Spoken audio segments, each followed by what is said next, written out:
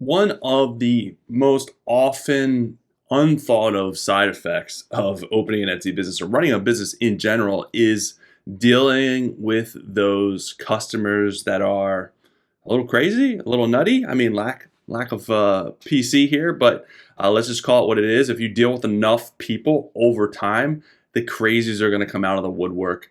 And just because a customer has a problem or has an issue doesn't make them crazy. But there are customers that are very hard to please, and they look for opportunities to kind of work the quote unquote system. So today I want to talk about some of the problems and some of the encounters and things that you have to watch out for and be prepared for with customers and their problems and their issues. And sometimes some of these bring out the worst of the worst. It's going to happen, but being prepared can definitely help. Let's go.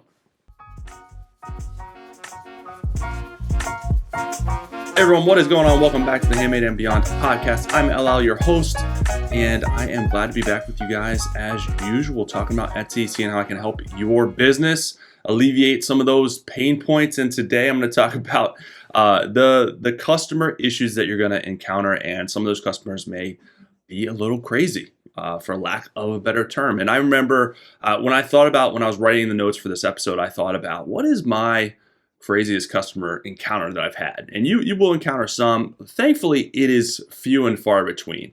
Most of the customers are awesome. We obviously need customers to exist and thrive. And most of the buyers are pretty darn good, and I appreciate them, of course. But there is always going to be a select few. And if you're like me and have sold thousands and thousands and thousands of orders, which is good, the offside of that is, or the downside of that rather, is out of those thousands of customers, you're going to deal with some pretty nutty ones. So yeah, this one lady, so I sell graphic t-shirts, I do screen printing, and she got an order. It was like a pretty substantial order. It was like 4 or 5 shirts. And I can't remember exactly what her issue was with them. I don't remember if it was, she didn't like them. I think it was actually she didn't like the material. And I use the softest material available, the highest quality stuff, because that's what I like. And I'm not going to sell a cheap 100% cotton rough shirt, right? I'm going to pay a little bit extra and give my customers the best. So I know that the quality was good, and I've never had any complaints. So right there was kind of a red flag. And but basically she wanted to return the shirts, and that's fine. And I'm going to dive into this a little bit later as far as returns and exchanges, but she wanted to return them. So my policy is, okay, send the shirts back. I will then refund you for the shirts. Well, she got upset because she didn't want to pay to send the shirts back.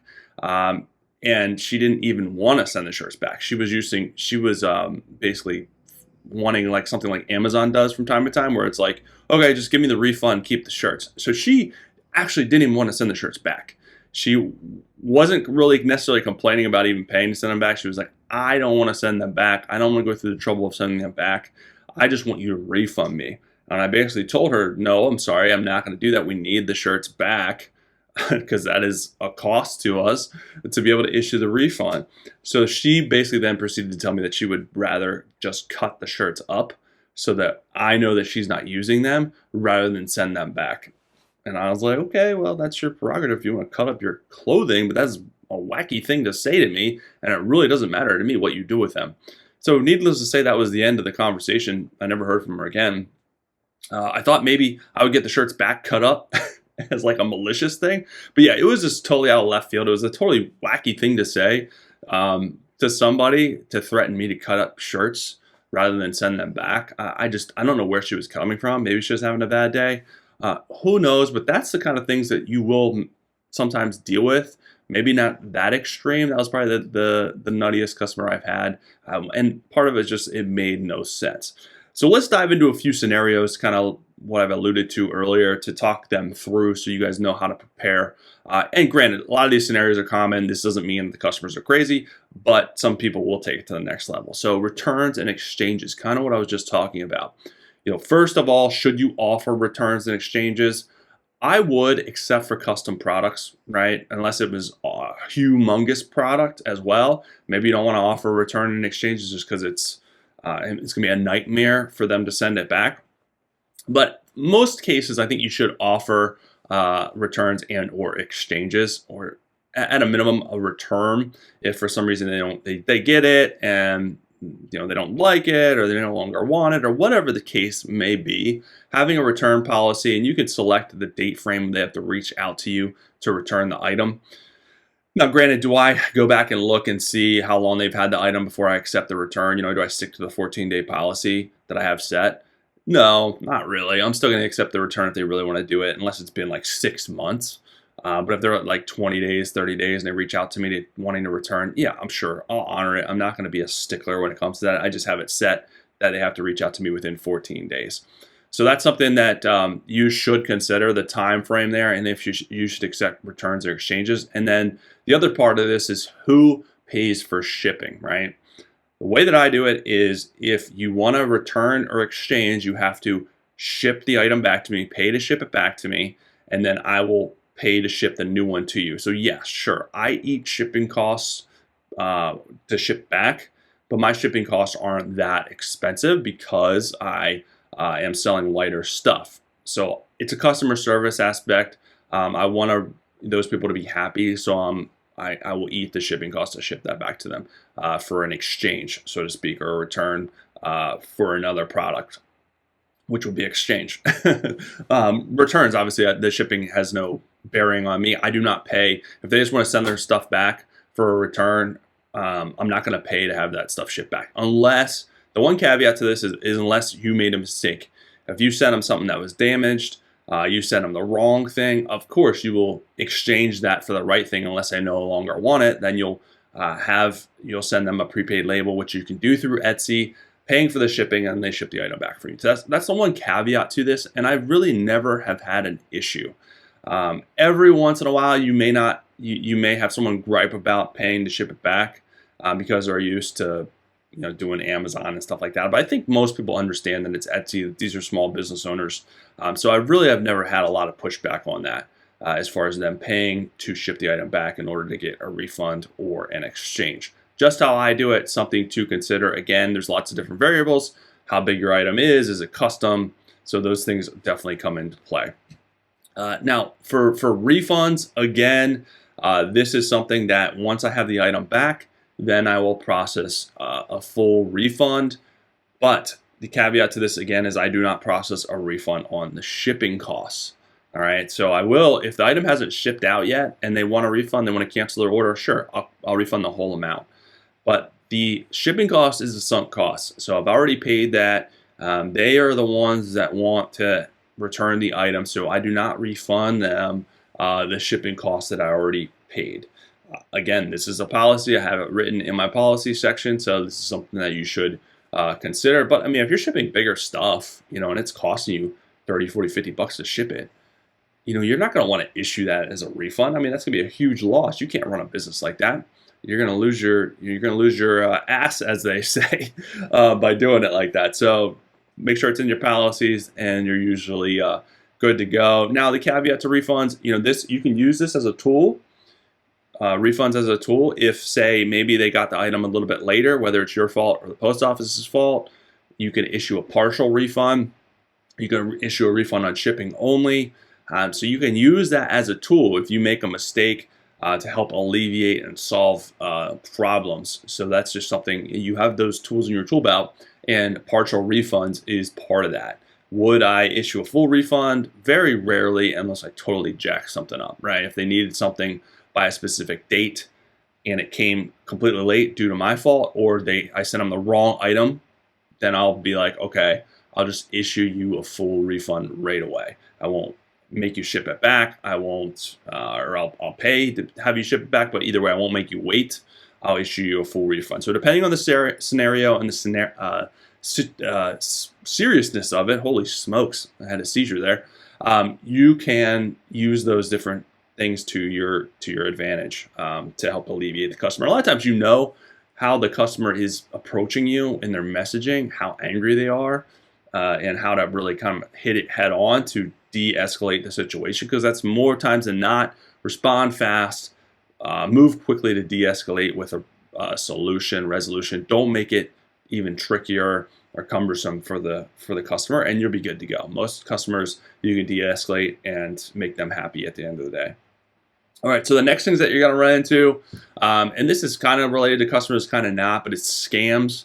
So usually they play on our fears. They play on us wanting to be customer service oriented, and use that against sellers to entice them to do the wrong things that will get them scammed. So, for instance, purchases off of Etsy. If they ask you to leave Etsy and send them an email, or a lot of times they'll kind of get you excited, like I want to buy 15 of your things. I have a whole spreadsheet. Send me an email because I can't check out on Etsy or something like that. You're like, oh man, 15 things, that's a lot of money. So then you stop thinking. You're like, oh crap, and you do that, and then they ask for your bank routing number and your firstborn's blood and stuff like that. So just don't go through the process of selling stuff outside of Etsy. That is just a recipe for a disaster. So don't do it. The other scams that are common, sending you links to click on. QR codes is a new one where you have to scan it. It looks official from Etsy. It's not. Embedded links where it looks like an Etsy link, but it's really, you can put underneath the actual whatever the link says, you can embed whatever you want. It could look like it's from Etsy support, and then on the underneath link is taking you somewhere else that you don't want to go, or they'll use ransomware, they'll use spyware, they'll use something to access your computer.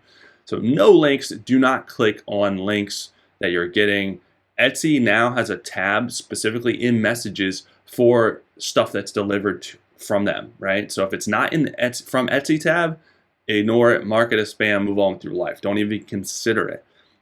Etsy will only send you stuff that goes in the From Etsy tab. So that is a good rule to stick by. The other stuff you can just ignore, and they're just trying to scam you. They're always getting new, and they're always thinking of new and creative ways. If it seems too good to be true, it usually is. If it seems really scary, it's probably just a scare tactic. So a couple of things to kind of keep in mind there. The last thing I wanted to talk about with you guys today is bad reviews. So this is part of it. People will use bad reviews against you. They'll post a bad review right away. So the key with a bad review, the key to fixing this, and I've used this strategy to fix almost every single bad review that I've gotten, and I haven't gotten many. Over what I have, 22,000 orders. I've only gotten probably a handful of bad reviews, and bad reviews I consider 2 or less stars. 3 is just like, is it great? No, but 1 or 2 stars, that's a bad review. That's something that you got to fix. So as soon as they leave a bad review, I reach out to them, I message them. I have a push notification set up on my phone. Anyone that leaves a review, I look at it right away. They leave me a bad review, I reach out to them right away to try and de-escalate and fix the situation. So first I apologize, and then I usually offer a solution unless I don't know what. Sometimes people leave a bad review and they don't write any context. So reach out, ask them what the situation is, ask them how you can make it right, how you can fix the issue. If you know the issue, offer to do that for them. And then once you fix the issue, reach back out to them and ask them to change their review. 9 times out of 10, they will absolutely change the review. I've only had one person not change their review out of the half a dozen times that I've done that. So make the situation right.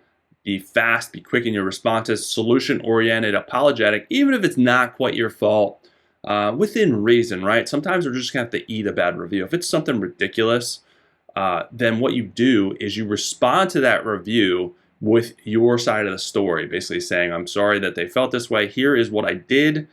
Here are the facts, so that people reading that bad review will then see your reply and know that you're attentive and that you care. The same thing, if you go to Yelp or whatever and you see bad reviews and you see the restaurant respond to every single one, you're like, okay, they're attentive. Like, I find it harder to believe that they really did this or were this blatant when they're this active trying to fix them inside of the review platform. So, and another thing to remember is don't respond to reviews unless you have a solution or unless they haven't updated it, because once you respond, it locks the review. So the customer can't change it. So never respond until you try to fix the situation and ask them to update it. And then if time passes and they don't update it, then go in and respond and talk about what you did to fix the problem, so that people again know, okay, this was the issue, this is how they fixed it. Oh, it looks great. People understand that store owners and shops and businesses, they're not perfect, but how do they fix and address the problems? That's really what matters at the end of the day. So it alleviates their concerns of buying from you, and it builds a little bit more trust, rather than them being like, oh, I'm a little leery about buying from the shop. They did this other person dirty and they never fixed it. I don't want to take that chance. I don't want to risk my hard-earned money with this shop that's gonna, do something like that to me. So those are the main things that I want to talk about today that you're going to run into, that will just be general customer problems and how to kind of fix those and how to set up your business to be prepared. And again, the people that will kind of be outlandish with their problems and solutions. Just because you own the business doesn't mean you have to always do what the customer wants. If it doesn't make any sense for your business, you may have to eat a bad review or two because it's just not worth it for you to fix the issue because it's completely unreasonable. So it's your business. You can do what you want within reason, make these decisions. But overall, if you're handling your business this way, you're going to have very few problems and stellar reviews. And that's what matters. A few bad reviews here and there won't hurt you. I know it may seem like the end of the world. It hurts our pride. We don't like it, but we got to move on. It's not the end of the world. You can overcome it. You can get more reviews, more good reviews that will cover up the bad reviews. It's just part of doing business. Some people you would never, ever make happy. But those are the things to consider that I wanted to talk about today. If you've run into them or if you haven't, get prepared because those will definitely come at some point or another.